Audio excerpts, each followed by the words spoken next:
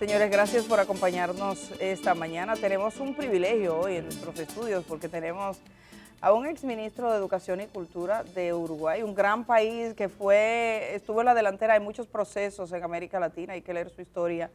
Y entonces le agradecemos que haya venido para compartir de muchísimos temas, el doctor Ricardo Elrit. Gracias por estar esta mañana acá. Bienvenido. Es un gran gusto, es un privilegio estar con ustedes. ¿Usted el gusto es nuestro, gracias. es la primera vez que viene a Dominicana? Es mi primera vez. Es su primer viaje. Mi primer viaje. Le vamos a brindar un cafecito en breve, ya usted verá. Cafecito dominicano, Santo Domingo. ¿Y qué le ha parecido Dominicana de entrada? Lo poco que he visto me ha sorprendido, es maravilloso. Sí. Lo que vi fue sobre todo a la gente, ¿verdad? Claro. Y me parece... Ahora mucha gente lo está viendo a usted. Bien. La primera impresión fue formidable. Bueno, conocía un poco, conocía dominicanas y dominicanas, pero lo que he visto y el contacto, sobre todo con la gente de la educación, que fue quienes me han recibido y con quienes estamos trabajando, ha sido formidable. Vamos a hacer algo que en política a veces cuesta, que es cumplir la promesa. Vamos a brindarle el cafecito. Con mucho. Kenia le trae el cafecito. Doctor, pues muchísimas gracias, Kenia. Quisiéramos comenzar hoy, de alguna manera, en América Latina, en el mundo, todos hemos amanecido como con un sobresalto, un pesar, porque uno mira la prensa y nos hablan del asesinato de un candidato presidencial en Ecuador. Nosotros aquí mismo hoy tuvimos también la oportunidad de conversar con un periodista ecuatoriano. Hay un grupo vinculado al narcotráfico que ha reivindicado el atentado, ha amenazado a otro candidato, está amenazada la organización electoral de las elecciones, los trabajadores. Entonces es una situación de una cierta precariedad política, por la violencia política. En América Latina se suele vivir procesos similares, el descubrimiento, las dictaduras, la frágil democracia, la violencia, y las amenazas suelen ser las mismas. Claro que es prematuro todavía saber exactamente qué pasó, pero todos sabemos que el narcotráfico constituye una amenaza, y usted que viene de un gobierno que trabajó limpiamente, que fue el gobierno de Pepe Mujica, donde ejerció como ministro, ¿nos pudiera decir un poco las vacunas que tienen que tomar nuestros países para evitar verse en una situación similar? Bueno, no podría darle recetas mágicas, solo opiniones, ¿verdad? Al respecto. Sin duda es un gran problema, es un problema internacional. Para América Latina es una amenaza hacia el futuro, ¿verdad? Lo estamos viendo más allá del episodio doloroso que ocurrió en Ecuador, y veremos cómo sigue evolucionando, pero sin duda es uno de los grandes flagelos, y que cuestiona la propia democracia y cuestiona el futuro de nuestras sociedades, y eso es un problema a nivel planetario, pero con un impacto enorme en nuestro continente. Hay una serie de matices que llegan, digamos, no hay una frontera precisa, y todo el narcotráfico de alguna manera filtra sobre la sociedad a través de esos grises de los lavados de dinero y de los controles sobre todos los estamentos de la democracia. La salida claramente tiene que ser un acuerdo, tienen que ser medidas a nivel internacional, y los caminos que hemos recorrido, que se han recorrido desde el inicio de todo este modelo, en la época de Nixon, ¿verdad? Han fracasado, al contrario, se ha fortalecido todo el sistema de narcotráfico, por lo cual hay que pensar en medidas más generales. La experiencia que es la modestísima experiencia, el primer paso que se dio en Uruguay tiene que ver con la marihuana, y eso fue una iniciativa del presidente Mujica en su momento. Sobre todo se tomó esa medida para evitar el vínculo de quienes consumían en forma recreativa la marihuana, tuvieran contacto con el mundo del... ¿En qué año fue que Uruguay legalizó el consumo? Yo ahora no recuerdo la fecha precisa, debe haber sido... Pero fue en el gobierno de Mujica hace más de 5 años. Haber sido por 2013, más tardar 2014. ¿Se puede hablar si hay un incremento de la violencia ligada al narcotráfico y del una consumo? cosa es el narcotráfico que está presente, y el país se ha convertido cada vez más en un lugar de tránsito y distribución, sale de Uruguay hacia el mundo y viene de distintos lugares de nuestro continente, y eso está marcando mucho nuestra realidad y impacta hasta sobre la convivencia. Y al mismo tiempo se han desarrollado las formas de... Lo de la marihuana no plantea ningún tipo de problema, no hay problema social con la marihuana. Sin embargo, el consumo de las drogas duras, sobre todo formas esas las formas menos costosas derivados de cocaína, está muy presente, lo que nosotros llamamos pasta base. Además, el tráfico llega a impactar a la sociedad, como en todo el continente, en los sectores más humildes, se genera recursos, el pequeño tráfico, el menudeo, involucra muchas personas y impacta mucho sobre la vida de nuestras familias y nuestros jóvenes. ¿Sí? Yo veo en su biografía que usted es científico, biólogo, bioquímico. Sí. Usted toda su vida estuvo estudiando. Del frente.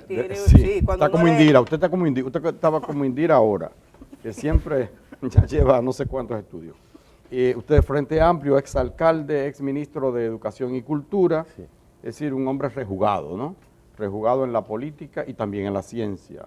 Me gustaría, y esto como una disquisición aparte, ¿qué pasa en la humanidad con esto de las drogas? Es una pregunta que yo me hago a cada rato. ¿Por qué en Japón hay adicción, en Rusia, en Sudáfrica, en Angola, aquí, en Uruguay, en Estados Unidos, en México, en el planeta completo?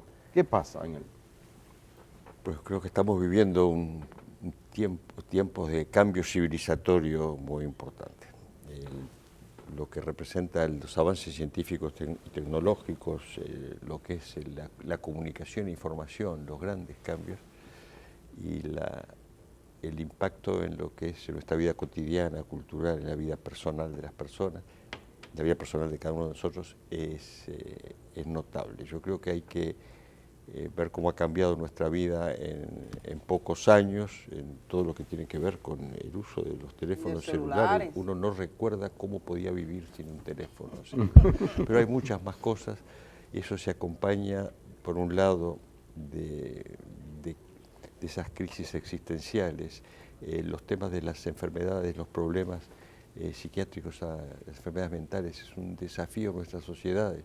Nuestros jóvenes están preocupados, han aumentado tasas de suicidio en todo el planeta. Y al mismo tiempo parece que no aprendimos y la violencia de bajo todas las formas nos sigue acompañando, los grandes conflictos entre los países, ¿verdad? Vivimos en guerras permanentes, en guerras insólitas, parece que pasó un siglo y la humanidad no hubiera aprendido. Creo que va todo junto y a eso se suma el narcotráfico, tiene dos aspectos, todo lo que tiene que ver con el tráfico, lavado de dinero y lo que es el mundo financiero, que tiene su volumen es mucho mayor que la economía del conjunto de los países, ¿verdad? Entonces, ese cambio de escala es muy difícil de manejar y al mismo tiempo tenemos problemas de convivencia, no hemos resuelto los problemas de convivencia a nivel internacional. Todo eso genera un malestar que requiere cambios culturales profundos y me parece que es por ahí que vamos a encontrar la respuesta. Yo quiero agradecer a personas vinculadas a la Asociación Dominicana de Profesores que fueron los que nos notificaron de su presencia aquí. El doctor está en el país porque hay un seminario internacional, el Seminario Internacional Estructura de Gobernanza del Sistema Nacional de Educación. Participa el Ministerio de Educación, participa la misma ADP, participa Infotet y tiene la presencia de otros académicos y personalidades que participan en los procesos de educación de sus países, como está aquí en el país el presidente de la Federación Colombiana de Educadores, para que tengan una idea, el presidente del Colegio de Profesores de Chile, también está aquí en el país, el coordinador internacional de la educación para América Latina, que viene desde Costa Rica. Entonces, evidentemente van a estar hablando de la educación en nuestros países. Nosotros, para los dominicanos, es muy importante, porque nosotros estamos en la colita, no sabemos qué es lo que pasa, pero uno mira Chile, mira Costa Rica, mira su país, y cuando se dice que los números están mal, llevamos la delantera. Nuestros estudiantes no nos avanzan, se aprobó un 4% para la educación y como que no logramos dar ese salto. Usted que conoce la historia de su país y que ha sido parte ¿Cuáles son las claves para que nuestros países logren un proceso educativo que responda a las necesidades de este tiempo? Yo podría contarles algunos elementos de nuestra experiencia. Nosotros pensamos que no hicimos todo lo que teníamos que hacer tampoco, ni resolvimos todos los problemas. Sin duda es un desafío, más allá de los números que nos comparan a unos países con otros, tenemos todas realidades y desafíos muy similares. Y ustedes están viviendo un momento muy particular, que se está discutiendo, analizando una nueva ley de educación, y eso constituye una oportunidad notable para encontrar ese punto de inflexión. No hay soluciones mágicas que que puedan aplicar hoy y ya mañana cambió todo. Es todo un proceso, lleva tiempo, es una sociedad que se compromete con su educación. Una ley marca un punto de inflexión, no resuelve todo. Abre un camino lleno de problemas y desafíos, y es ahí donde hay que acompañarlo. Los grandes cambios en educación requieren exactamente lo que requiere la propia educación de una niña, de un niño, o de una formación de un técnico, una técnica, un profesional en cualquier área.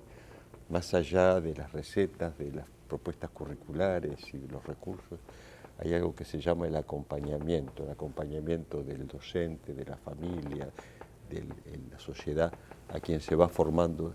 No aprendemos solos, sino que nos tienen que ir acompañando. Algunos precisan más que otros ese acompañamiento, pero sin que ese acompañamiento que requiere el otro ingrediente esencial, que es la paciencia. Es necesario saber esperar, como quien siembra una semilla que sabe que no es al otro día que va a tener los frutos. Es difícil para nosotros, doctor. Es muy difícil porque somos impacientes, sí, pero es como aquí más cuando... que allá.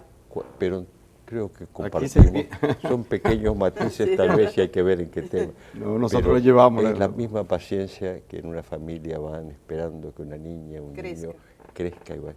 Sin ese acompañamiento no hay resultados mágicos. Y a veces estamos tentados a lo que llamamos los golpes de timón. Damos un viraje y ahora vamos a hacer esto. Y esos golpes de timón en la educación tienen resultados a veces complejos y dramáticos. Generan en principio esa cultura de los golpes de timón. No va por acá, no hemos tenido resultados inmediatos, por lo cual cambiamos. Entonces, estos tiempos de la educación coliden con los tiempos políticos, que cuando uno se sienta en la silla del ministro, tiene el reloj en la mano y entonces no tiene tiempo de esperar, que él precisa mostrar los cambios hoy o mañana, y entonces eso realmente conspira Contra la calidad. los tiempos de la educación que requieren cierta continuidad, y esa continuidad solo la puede dar una sociedad que asume ese compromiso de acompañar a su educación. Y la educación sola no puede hacer los cambios, y esos cambios que sin duda República Dominicana precisa, como lo precisa Uruguay y cada uno de nuestros países. Doctor, pero aquí... Precisa todo esto, la educación requiere el acompañamiento de la sociedad. Correcto, doctor. Aquí, más que allá, se lo puedo asegurar, se vive esa tensión y se vive esa agonía existencial y esa desesperación por el cambio. Y es que estamos bastante mal en materia educativa. Ustedes podrían decir que tienen logros que nosotros todavía estamos lejos de conseguir. Desde la ADP, o desde el gremio de profesores, se culpa a la política estatal. Desde el Estado y una parte de la sociedad que asume el discurso del Estado, se culpa a los profesores. Profesores culpan a estudiantes, otro culpa a la familia. En fin, ¿dónde está el quid del asunto? Yo sé que es un problema multifactorial, dirían ustedes los científicos, pero ¿por dónde comenzar a ese proceso de cambio que usted señala que daría resultado a largo plazo? Lo primero es que mi respuesta es una de las respuestas. Yo no puedo tener soluciones, como siento que tampoco las aportamos plenamente a nuestro país, que hemos avanzado, hemos hecho un gran esfuerzo, pero tenemos muchas cosas para hacer, y es un camino donde hay que saber reconocer lo que se hizo y lo que no. No solo los errores, las decisiones que no nos animamos a tomar.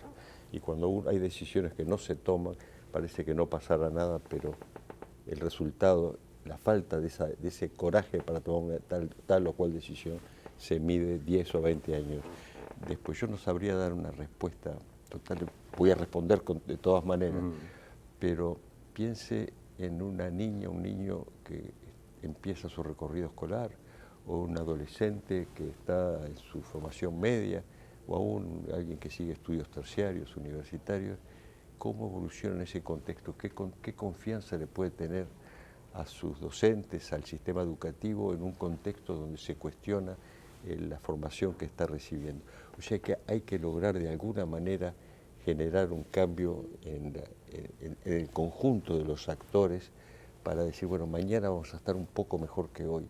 Y eso requiere, la respuesta la dio usted mismo.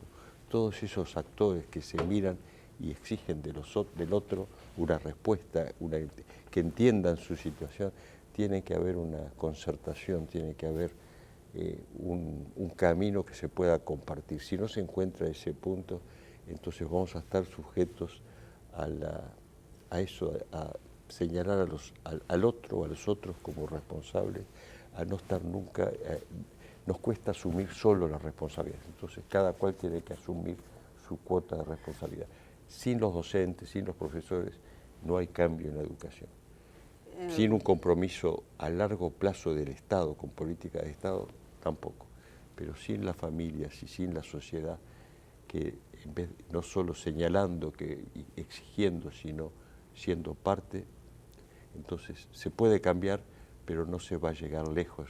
Entonces el pensar como sociedad en una ley de educación no es solo tema de un parlamento que tiene que votarla y que puede ser más perfecta o menos perfecta o perfectible.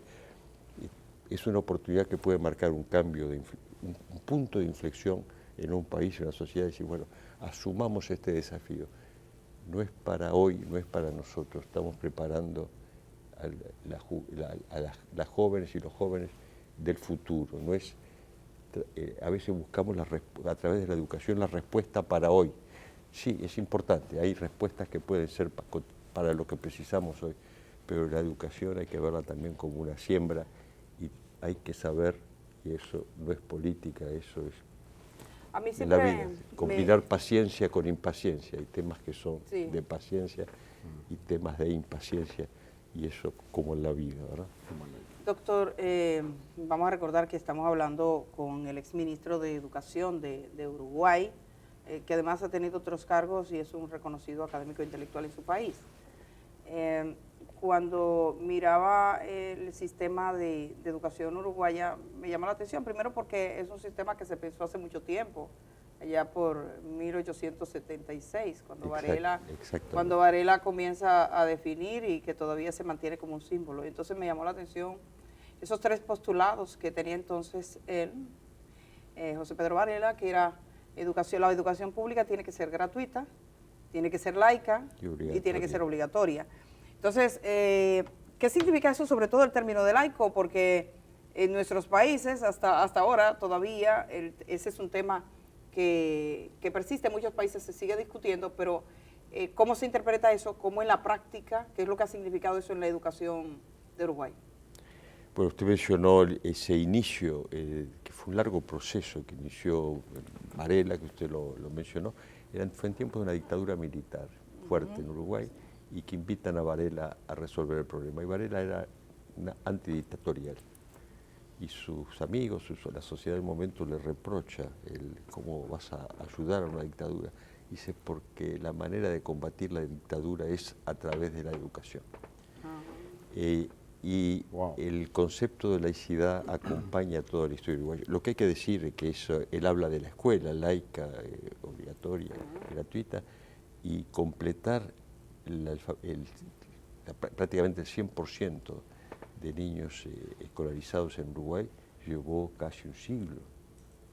Fue un largo camino, Pero el concepto de laicidad acompaña al país y va a conocer a principios de siglo una política, un gobierno que lo afirma laicizando el país en el sentido de separando el país de la iglesia, de los compromisos confesionales, y se respetan las fiestas religiosas, pero se les amplía el sentido convirtiéndolo en fiestas familiares, en fiestas sociales, permitiendo entonces que la misma ocasión pueda permitir las actividades religiosas y al mismo tiempo darle un sentido laico. Y el país funcionó con cultos y religiones diversas acompañando toda la historia del país, pero la vida de la sociedad y la política se han mantenido separadas, bien que la presencia de todas las como debe religiones, ser, y muy particular las cristianas, está muy presente, pero si hay una manera de incidir en la vida de la sociedad y en la política, es a través de la vida cotidiana y de la forma en que viven y se comportan los fieles. Doctor, yo tengo una inquietud. El día pasado hablábamos con una profesora del MIT, el Massachusetts Instituto Tecnológico de Massachusetts, en la cual ella decía o abogaba por el uso de la inteligencia artificial. Este aparatito, que puede ser un dios y un demonio a la vez, bueno, eso, es satanizado por algunos y endiosado por otros. La tecnología en Uruguay, ¿cómo lo han hecho ustedes? ¿Cuáles son los beneficios que usted ve y las amenazas que puede haber en este recurso? Cada cambio tecnológico trae promesas, amenazas, desafíos. Cuando empieza a desarrollarse toda la informática y se extiende el uso, Uruguay tuvo, yo creo que fue un acierto. Atrás de los aciertos importantes hay personas, un presidente, actores, académicos, políticos que tomaron una decisión notable que fue la creación de lo que nosotros llamamos como Plan Ceibal, que parecía Plan Ceibal. Ceibal era el ceibo es la flor nacional del Uruguay y Ceibal es el cultivo, un conjunto de árboles. Así se llama mi pueblo, Ceibo, aquí. Es la flor nacional. Por la ceiba. Pero es el acrónimo de una serie de cosas que ahora no me pero es el acrónimo que dice. Y es un plan de llevarle una computadora, un ordenador a cada niño en las escuelas. Y se hizo. ¿Desde cuándo tiene cada niño de Uruguay una computadora? Yo creo que se completó el 100% de los niños de las escuelas públicas con un ordenador. Debe haberse completado en el 2009, por ahí. Oye, eso, 2009, es que siempre eso, no sé, todavía nosotros estamos y tratando. siguió después con los adolescentes y los jóvenes en el transcurso de enseñanza media. Eso tuvo un impacto y esperamos que al comienzo generó muchos problemas, creaba muchos problemas para el docente en el aula. Sí. Por la distracción al principio. Crea desafíos, es complejo y el docente, los niños aprenden más rápido que las adultas, que nosotros. Como hoy, yo aprendo todavía con mis nietos a muchas cosas porque van mucho más rápidos, son nativos de ese nuevo lenguaje. Pero hubo desafíos en cuanto a la sociedad decía, ¿esto para qué va a servir? Y bueno, pero es una apuesta al futuro. La primera vez que se vio el impacto notable que tuvo eso fue durante la pandemia, cuando la educación se tuvo que volcar a la educación a distancia. Y entonces todo eso que estaba funcionando. Sí, antes de la pandemia. Antes de la Aquí pandemia. se quiso aplicar durante la pandemia. No, se aplicó, pero cuando llega la pandemia, ya todo eso estaba pronto. Todo lo que era la conectividad en todo el país que podía asegurar eso. Conectividad a buena velocidad en todo el país. Y todos los niños y adolescentes. ¿Gratuito el internet allá? Para muchas familias hay planes, para las familias más humildes hay planes gratuitos. Usted sabe que aquí en República Dominicana tenemos una situación. Mire, aquí los diputados y senadores tienen su propio sistema de salud. Entonces no van a la seguridad pública, la seguridad social. Mucha gente que vive en condominios bien se buscan su propio sistema de seguridad y tienen sus propios equipos. Lo mismo pasa con el agua y con el tema de la educación es otro tanto. El que tiene alguna posibilidad busca un colegio privado, escuelas privadas, y tenemos una educación privada donde mucha gente de la clase media, políticos y demás van, y tenemos la escuela pública. ¿Cómo funciona en Uruguay? Porque esa visión de que todos los uruguayos tuviesen acceso a la educación pública también implicaba una educación de calidad que el Estado proporcionara. Hoy por hoy, ¿cómo van ustedes? No quiero después dejar de responder lo de la inteligencia artificial, Ah, volvemos, ya, es pero verdad le voy que a tengo que- contestar eso. Lo primero es, en Uruguay, yo creo que como aquí, hay un porcentaje de la educación, un 15% promedio, 15, 18, según el estamento educativo, que es educación privada, es abierta desde el preescolar hasta propuestas universitarias. A nivel universitario representa un 15% La privada. de la matrícula total, el 85% es pública. Pero ahí hay que pensar en varias, más allá de la necesaria apertura a, Sí, de la a todo democracia. tipo de propuestas, es absolutamente abierto y democrático, tenemos que pensar en el país que queremos, la sociedad que queremos. Y la sociedad que queremos, esa sociedad, ese país de calidad, un país de calidad no es un país, no se define por los que llegan más rápido o por los que llegan más lejos, que es muy importante tener oportunidades y caminos que permitan llegar lejos y llegar rápido. Pero la calidad de un país, de una sociedad, se mide por todas y todos los que nos llegan. Wow. Y para ir rápido, para que haya posibilidades de que se pueda avanzar y se avanzar rápido, se precisa que todas y todos, se precisa de todas y todos y que todas hablan. Nos precisamos a todas y todos. Y eso es muy importante. Y eso implica la responsabilidad de que sea la mayor calidad por todos lados.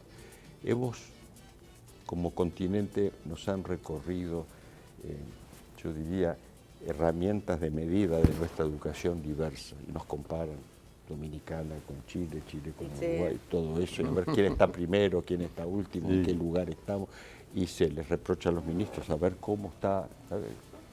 Y la sociedad se siente presionada, y piensen cómo se siente un escolar o un Ya. estudiante de enseñanza media cuando dice mi país está en tal lugar. Las medidas esas son herramientas, pero la educación no se puede medir solo así. Lo que quiero decirles es que tomando esas medidas que le damos demasiada importancia, son una herramienta más, no digo que estén mal, pero es una herramienta, hay que medir más cosas, como cuando nos hacen un análisis clínico y nos miden solo una función y no nos miden todo el organismo. Habiendo dicho eso, lo que es importante es poder hacer la correlación entre los resultados educativos y el contexto socioeconómico de los escolares y los estudiantes. Ya. Y van a ver, como en todo el continente, si ustedes ponen educación privada y pública, la correlación, si bien la educación privada tiene Ciertas sin ventajas. duda ciertas ventajas, la correlación es con el contexto socioeconómico. Y aún en los contextos más complejos, más difíciles, de gente más vulnerable o vulnerados, la educación pública cumple un rol muy importante. Doctor, Entonces hay que mirar eso. sí, le vamos a desear suerte en esta actividad que va a estar participando aquí en Santo Domingo y a todos los que participan junto con usted. Vamos a despedir, pero no podemos irnos sin preguntarle cómo está Pepe Mujica, que fue su presidente. Usted sabe que Pepe lo aman en toda América Latina, mucha gente lo ama, pero no lo imita. Ojalá lo imitara. Díganos de él así brevemente, Bueno, cómo anda. Usted fue tiene- ministro en su gobierno. Sí, cumplió 88 años, está muy bien, está muy activo y está comprometido con dos desafíos a los cuales está dedicando toda su energía. Por un lado, la educación. Para Él que vean. asumió, el día que asumió en el Parlamento, él pronuncia la palabra educación primero 3 veces, dice educación, educación, educación, cual marca un desafío enorme, y el sentimiento que él tiene, que lo comparto, es que no hicimos lo suficiente y hay que seguir. Autocrítico, Mira qué bien, así. sí, Hay siempre. que no seguir hicimos lo haciendo. suficiente. El otro gran desafío es el que tiene que ver con nuestro continente, con la convicción que ninguno de nuestros países sale solo adelante en este mundo cambiante, complejo. Sí, hay que tener Hemos medida. hablado del tema narcotráfico, podemos hablar de cualquier tema, y requiere que nuestros países hagan camino juntos. Y él dice que si esperamos a pensar los gobiernos todos iguales, no llegamos nunca a trabajar juntos. Hay que unirse aunque estemos diferentes. Tenemos asincronías, a veces un país pasa por una etapa social, política, donde avanza rápidamente y otro hay un vuelco. pero tenemos que ir todos juntos. En eso está trabajando. Aparte de eso, nos asombra porque estudia, lee, sigue trabajando con sus manos en su chakra todos los días, pero tiene una capacidad de estudio, de escucha. Y sigue, sí. Y Igual lucidez. La pregunta que nos hacemos desde Uruguay, yo lo he conversado con él, es ¿por qué esa reacción a nivel internacional? ¿Por qué lo aman tanto? ¿Por qué la amamos tanto? ¿No? Y en realidad es una especie de espejo en el que nosotros nos miramos. Un sabio. Pero es un espejo y vemos en él como lo mejor de nosotros mismos y cómo nos gustaría. Dígale que si algún día se va a retirar, que tiene República Dominicana un segundo hogar. Yo le voy a contar con mucho gusto de la experiencia, lo que he compartido, lo que estoy compartiendo en estos días, que estoy seguro que le va a interesar mucho. Hay videos donde, por ejemplo, uno pone la felicidad y entonces sale Pepe Mujica. Sí. Jóvenes, no pasen la vida pagando cacharros, con tarjetas de crédito. Qué ligero en la vida. Tiempo. Bueno, hoy hablábamos de los problemas de la civilización contemporánea. Sí. Ahí está. Ahí está. Se lo sugerimos a ustedes en el día de hoy, La Felicidad con Pepe Mujica, búsquenlo. Gracias por estar aquí. Al doctor Ricardo Ehrlich, él fue ministro de Educación justo en el gobierno de Pepe Mujica, pero además un hombre comprometido con la educación y está aquí para participar en una actividad que auspicia tanto ADP, Infotés, del Ministerio de Educación. Mucha suerte para todos los que van a estar pensando y analizando la educación por estos días. Vamos a la pausa y regresamos de una vez.